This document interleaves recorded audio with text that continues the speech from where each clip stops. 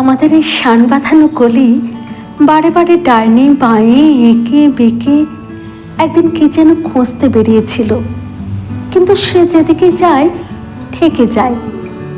এদিকে বাড়ি, ওদিকে বাড়ি, সামনে বাড়ি। উপরের দিকে যেটুকু নজর চলে তাতে সে একখানি আকাশের রেখা দেখতে পায়, ঠিক তার নিজেরই মতো সরু, তার নিজেরই মতো বাঁকা। সে ছাটা আকাশটাকে জিজ্ঞাসা করে, বলো তো দিদি, তুমি কোন নীল শহরের গলি?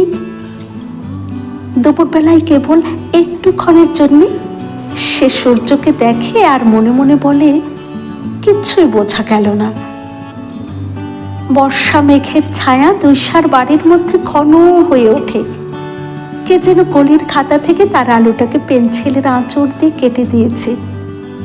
বৃষ্টির ধারা শানের উপর দিয়ে গড়িয়ে চলে। বর্ষা ডুমরু বাজিয়ে সাপ খেলাতে থাকে। পিছল হয়, পথিকদের ছাতায় ছাতায় বেঁধে যায়।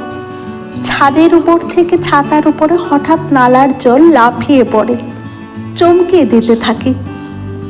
গলিটা অভিভূত হয়ে বলে, ছিল খটখটে শুকনো, কোনো বালাই ছিল না, কিন্তু কেন অকারণেই এই ধারাবাহী উৎপাত? ফাল্গুনে দক্ষিণের হাওয়াকে গলির মধ্যে লক্ষ্মী ছাড়ার মতো দেখতে হয়। ধুলো আর ছেঁড়া কাগজগুলো এলোমেলো উড়তে থাকে। গলি হতবুদ্ধি হয়ে বলে, এই কোন পাগলা দেবতার মাতলামি? তার ধারে ধারে প্রতিদিন যেসব আবর্জনা এসে জমে, মাছের আঁশ, চুলোর ছাই, তরকারির খোসা, মরা ইঁদুর, সে জানে এসব হচ্ছে বাস্তব। কোনোদিন ভুলেও ভাবে না এ সমস্ত কেন। অথচ শরতের রোদ্দুর যখন উপরের বারান্দায় আর হয়ে পড়ে, যখন পুজোর নহবত ভৈরবীতে বাজে, তখন ক্ষণকালের জন্যে তার মনে হয় এই শানবাঁধা লাইনের বাইরে মস্ত একটা কিছু আছে। বা এদিকে বেলা বেড়ে যায়। ব্যস্ত গৃহিণীর আঁচলটার মতো বাড়িগুলোর কাঁধের উপর থেকে রোদ্দুরখানা গলির ধারে খসে পড়ে। ঘড়িতে 9টা বাজে। ঝি কোমরে ঝুড়ি করে বাজার নিয়ে আসে। রান্নার গন্ধে আর ধোঁয়ায় গলি ভরে যায়।